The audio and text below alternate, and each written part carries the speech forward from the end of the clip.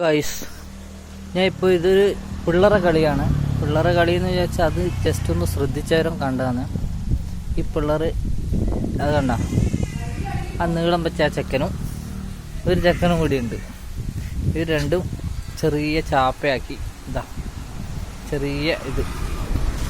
ആ ഏറ്റവും ചെറുത് പാവപ്പെട്ടവനാന്ന് പറഞ്ഞിട്ട് ചെറിയ ചാപ്പയാക്കിയിട്ട് കാണിക്കാൻ ചാരിറ്റിയാന്ന് പറഞ്ഞിട്ട് അവനൊരു ഷെഡാക്കി കൊടുത്തു തന്നു.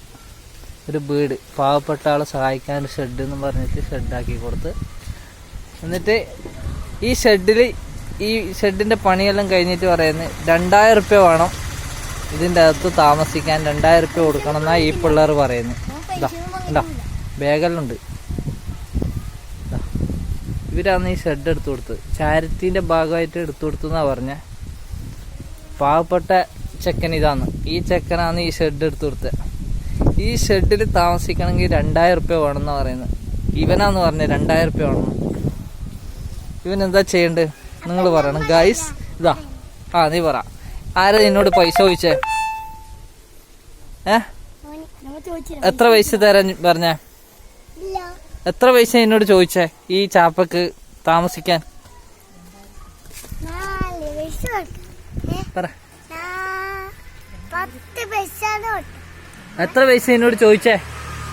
ആർക്ക്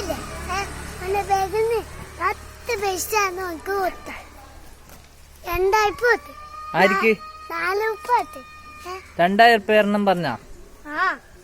ഇവൻ ചോദിക്കുന്നല്ലേ ഈ ഷെഡിൽ താമസിക്കാനാന്ന് 2000 റുപ്യ എന്നോട് ചോദിച്ചേ? അതല്ലേ. അപ്പൊ ഇവരാണ് ആള്.